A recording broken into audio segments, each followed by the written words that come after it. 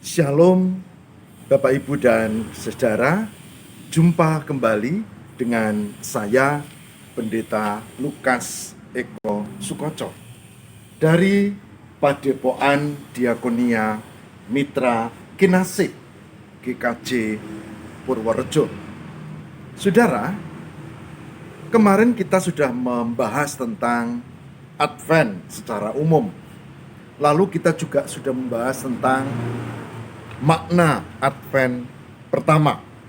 Nah, saat ini saya mengajak kita untuk membahas tentang Minggu Advent kedua dan apa maknanya bagi kita pada saat ini.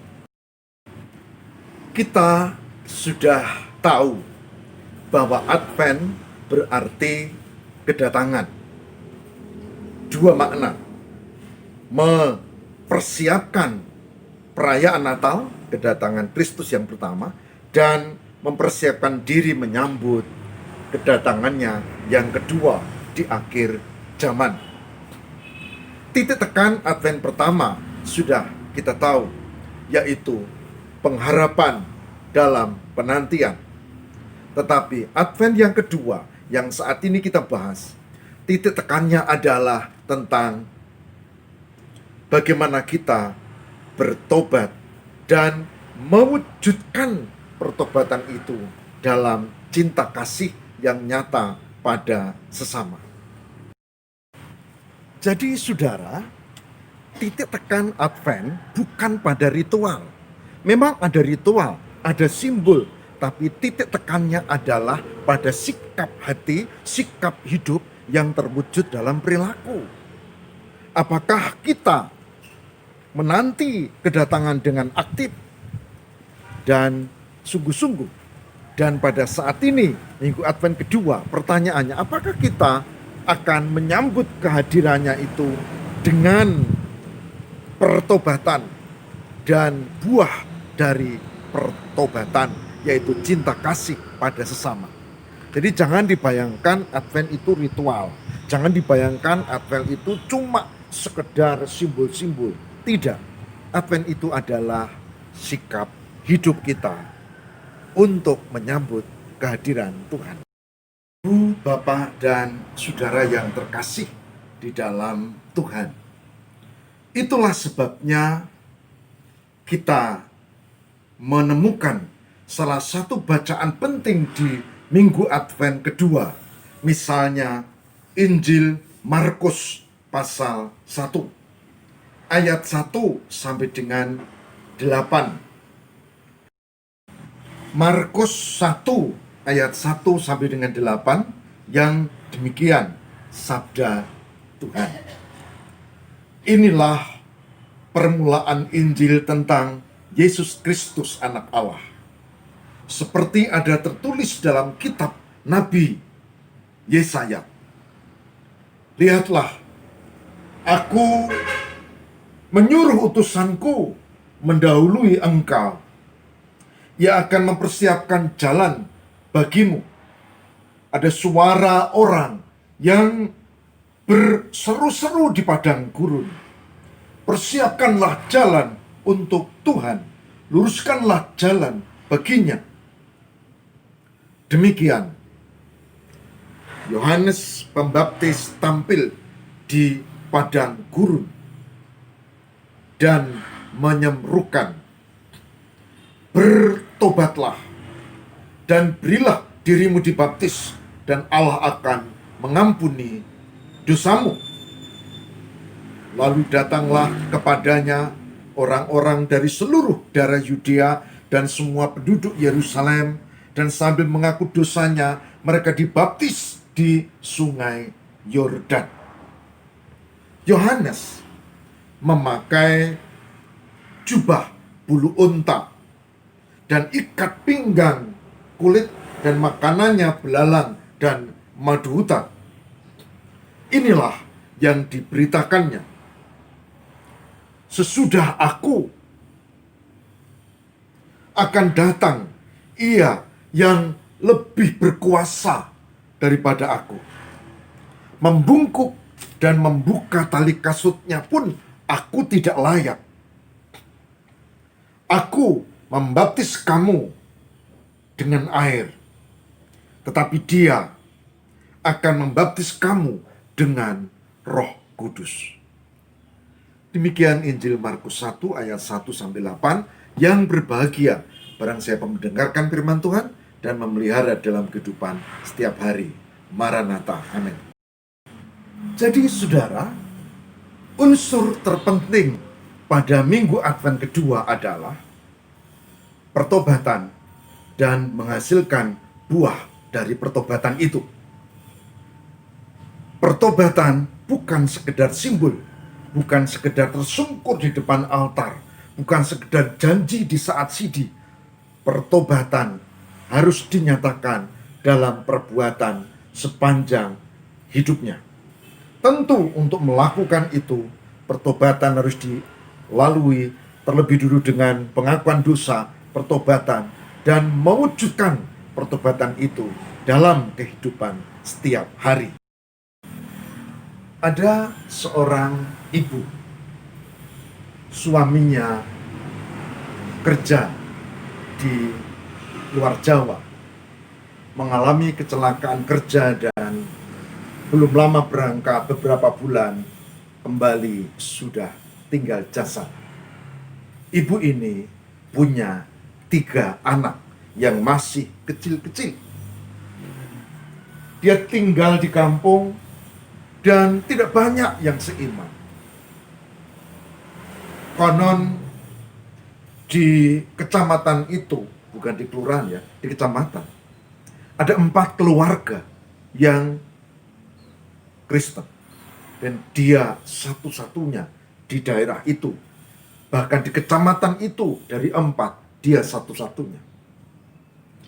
Tapi saudara, dia mengungkapkan hidupnya. Dia berlatih untuk bagaimana mewujudkan pertobatan. Dia bekerja bertanggung jawab dari keluarga A, pagi sampai siang, lalu keluarga B, dia meneruskan, kemudian dia masih pulang bawa, dia setrika di rumah. Dan itu dilakukan dengan penuh kejujuran. Bahkan ketika ada uang terselip di baju yang dicuci, dia kembalikan. Bahkan ada juga yang mencoba, jujur enggak, dia memang jujur. Orang melihat, memang orang tahu dia Kristen. Dan di situ dia sering diejek dengan sebutan kafir. Kita tahu Kristen itu orang yang menjadi pengikut Kristus, yang menyembah Tuhan, tapi orang lain menganggapnya kafir. Dia tidak sakit hati. Bahkan ketika ada yang menghina terang-terangan, dia pun tidak sakit hati. Dia terus jalani hidupnya dengan baik. Saudara, ini hanya cerita masa lalu. Kenapa? Karena 3 anaknya diberkati Tuhan dengan luar biasa. Dan 3 anaknya itu sukses. Sukses artinya secara duniawi sukses, tapi juga bergaul dengan masyarakat sukses. Dan ibu ini sangat mengherankan bagi orang lain. Ketika ibu ini sudah mulai tua dan ada anak-anaknya yang sering datang, orang-orang tetangga kanan kiri menceritakan bagaimana jujurnya, bagaimana gigihnya, bagaimana ia mengasihi anak-anaknya, bagaimana ia berjuang dengan susah payah supaya anak-anaknya bisa sekolah. Dan mereka mengatakan, ibu ini adalah teladan yang baik tentang orang yang beriman, berharap, pasrah marang Gusti Allah.